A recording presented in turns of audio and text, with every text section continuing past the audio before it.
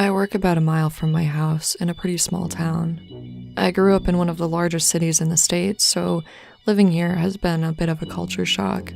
But it is nice that everything's accessible by walking, so I never really have to drive.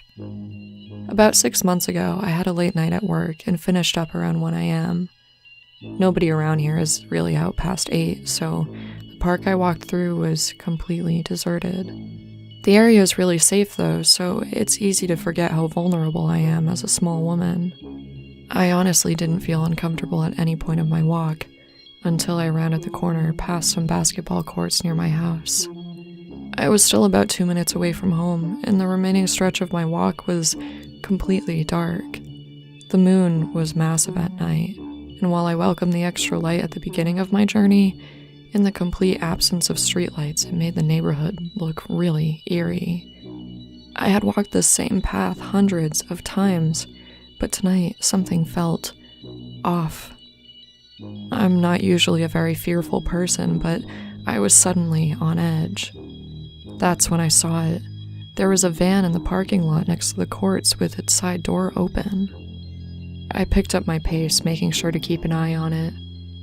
There were usually cars in the parking lot since it's a tourist town, and backpackers would frequently stay in their vehicles over there to save money. But I had never seen one with its door hanging open like that, especially in the middle of the night.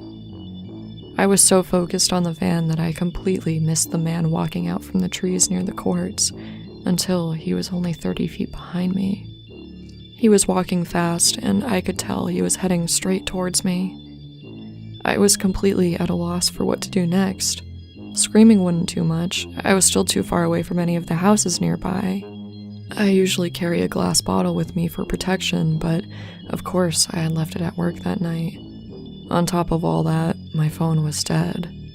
I wasn't left with many options. As stupid as I feel saying it now, I decided against running away, just in case the man didn't mean to act sketchy. I always hated making people feel uncomfortable or embarrassed, and I also hate showing men that I feel afraid of them. Even if they hurt me, I would never want to give them the satisfaction of seeing my fear. I was also afraid that I couldn't outrun him, considering how much longer I had to go before I was home. That's when I saw a little dark blur darting across the library parking lot at the back of the courts. It didn't even register what it was at first. I could hear the guy behind me, getting closer now, so I quickened my pace and slipped my keys between my fingers. I heard a slight jingling noise and suddenly recognized what that blur had been. It was Apollo, the large black cat that usually walked me home after I passed the park at night. Tonight, he was doing that weird cat run where they get really low to the ground and stick their ears back. He seemed angry, but he was moving too fast for me to see his face as he rushed past me. I kept walking quickly, but I heard the heavy footsteps retreating now. I didn't dare look back though, and continued in the direction of my house. Apollo was suddenly by my side, still staying low to the ground and stopping every few feet to look behind us and hiss. Then he'd scurry forward to catch up with me. He walked me the whole way home as he usually does, but I had never seen him act like that. As we neared my gate, he finally relaxed and flopped on his back. I made sure to give him some massive hugs and head bumps before heading inside to say thank you. I stopped walking home by myself at night, but I still saw my sweet cat friend pretty often. I never saw him behave that way again, though. He moved away 3 months ago, and I miss him all the time and think about how strange that night was. I almost wish I had turned around to see him chase that guy off.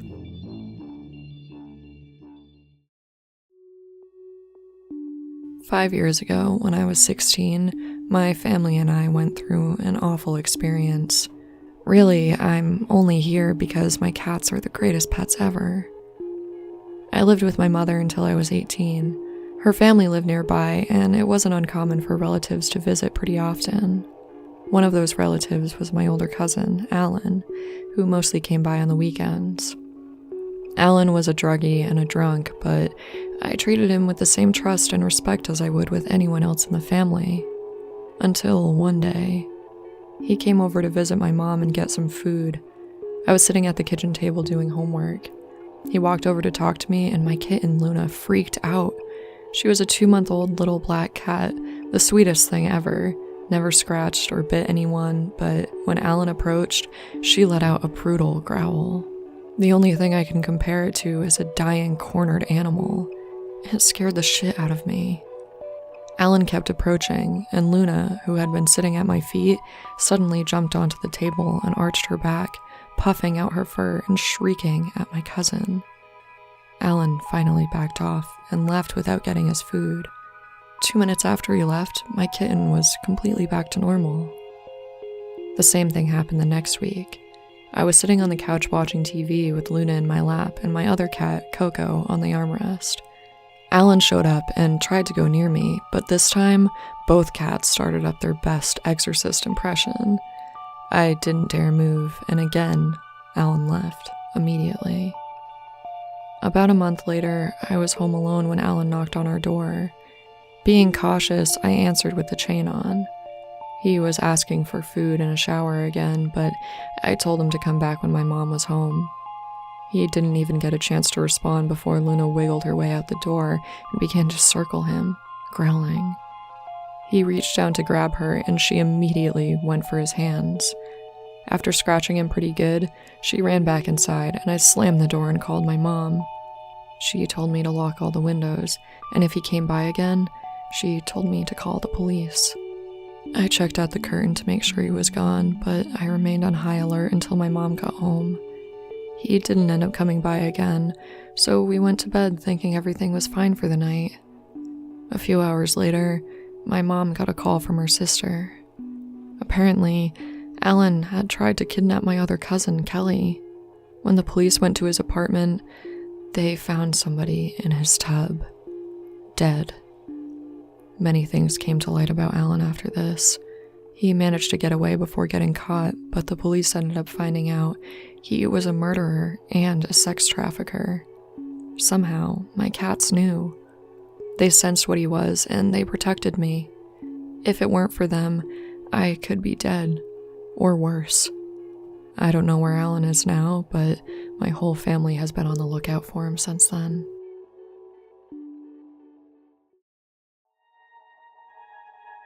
When I was very young, around 3 or 4, my family had a beautiful black cat. Even at that age, I was a huge cat person, so I loved her dearly. We lived on a street near the woods, and there were a lot of ruins left over in the town from the war 18 years ago. We didn't have a fence behind my house at the time, so the 2 nearest ones felt like they were right in my backyard. One of them was an abandoned cinema, and the other was a wine cellar with 2 floors and a tunnel leading miles below into the forest. Needless to say, a handful of unpleasant things could be found in our backyard at times. One day, our cat went missing. Or at least I thought so. Years later, my grandma told me a story that was too gruesome for me when I was a child. She had gone on her morning walk through the yard, and at the very end of it, she saw our cat, burnt, hanged upside down from a wooden cross, with her guts spewing out onto the grass. She was in shock, as was the rest of my family, so they hid the evidence and didn't say a word to me about it. A few years later, we got another black cat. He also disappeared after some time. Then, again, a new black cat, and yet another disappearance. My grandma told me she never found these other cats, especially not in the same manner as our first cat, but lots of black cats went missing from our neighborhood over the years. One by one, the cats would disappear, until suddenly, one day, it stopped. We're still not exactly sure what happened to them all. Maybe a cult, or a local madman, or an overly superstitious neighbor. All we know is that for a good while, some sadistic, house pet killing person was wandering around our hometown, potentially meeting and talking to us regularly. At least cats were their only target.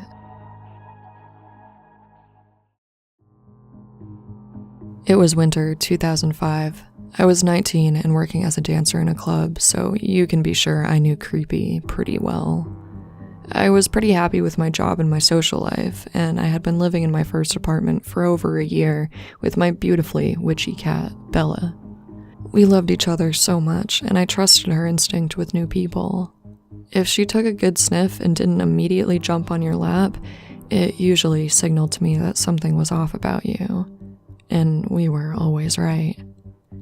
I had a night off and was relaxing at home with Bella. I had all the lights off and had just finished a nice hot shower, feeling super cozy. I was ready for a good night's sleep, so I climbed into bed, with Bella trying to find a comfy spot on me to sleep. We hung out as I sleepily petted her while she purred. I jolted out of my drifting off state when the purring suddenly stopped. Bella was stiff. Then the hair all over her body stood up. She growled and then started howling. I started to ask her what was wrong when I finally saw it. In my bedroom window was the silhouette of a hooded person, as close as they could get to the glass. They were thin, about 6'4", and were staring right at me. My blinds were closed, but I could tell they were looking right at me. My blood froze in my veins, and I felt like I was choking, like the oxygen was getting sucked out of the room. They stood there for over a minute, with Bella going crazy in her battle stance. Finally, they just turned to the right and walked off. That's when I realized they were walking right in the direction of my sliding glass door and front door. Bad news for the single girl living alone. I jumped out of bed and wriggled on my kimono on my way to the kitchen to grab the biggest knife I had. I pulled one blind slightly to the side to look out, making sure the knife was in view, but didn't see anything. I dialed the local police department on my way to the front door, looked out the peephole. Still, nothing. I crouched as far away from any possible entry as I could while I waited for an officer to arrive. My cat was still beside me, pissed and ready to attack. I called my dad, who's an ex-cop, and he stayed on the phone with me until I could hear the police officer knock on my door. I let him in and told him everything while he jotted down some notes for a report. He got what he needed and said he would walk the area for a bit before coming right back. I sat on my couch, chain smoking and holding my cat for about 10 minutes waiting for him to return. Unfortunately, when he came back, he told me there was no sign of anyone around the premises, or anywhere close to the building. He couldn't find any footprints in the snow either.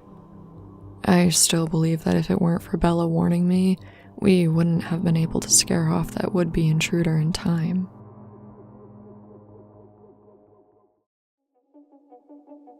I moved to the house the story takes place in when I was going into the first grade. It was in a fairly nice working-class neighborhood in a small town in Kentucky. My street had about 20 one-story houses, 3 to 4 bedrooms each, a tree or two in the front yard. Standard suburban town street. We had 2 cats, one white and one black. They were mainly indoor cats, but we would let them outside whenever they felt like exploring. There were 3 other families on my street that had kids around the same age as my sister and I. We all got along well and would often play sports or ride bikes together. I lived at one end of the street, and these families lived in the center of the street and at the opposite end, so I was constantly traveling back and forth. Sometime around 2nd or 3rd grade, I was heading to one of my friends' houses when I started to hear a strange noise. It sounded like a cat in pain. I looked around, trying to find the source of the noise, when I saw an old man sitting on his front step. He was only about 5'5", but pretty huge in comparison to me at the time. He had a big beer gut and a bald head. I had seen him many times before, sitting out on that front step. He was always holding his pet pug. The two looked surprisingly similar. Even though I saw this man all the time, this was the first time I had ever heard him make that strange noise. It kind of creeped me out, but I just shrugged it off and continued to my buddy's house. I can't remember if he had always made that noise, but every time I passed him after that, he was doing it again. After a year or two of constantly walking or riding my bike past him, I was sure he was always making that noise every time I passed. He would stare right at me while he was doing it too. I've always tried to find excuses to look behind me or in the opposite direction as I passed his house so I wouldn't have to look at him while he made that awful sound. One day, I even avoided eye contact so hard that I ended up wrecking my bike on his mailbox and breaking my arm. His noises went on for years, probably until I was in 6th or 7th grade. One day, my black cat came home from being outside a little longer than usual and was very ill. It had lost all bowel control and had the most awful stench. It wasn't just feces, there was something else that smelled terrible. She was making this heartbreaking groaning noise, and there was no question that she was dying a terrible death. My mom took her to the vet to put her out of her misery. The vet ended up letting us know that the cat had been poisoned. Still, to this day, I think about how similar the sound she was making in her dying moments was to that awful sound the man down the street would make whenever I passed by. I have no doubt in my mind that the man was the one who killed my cat.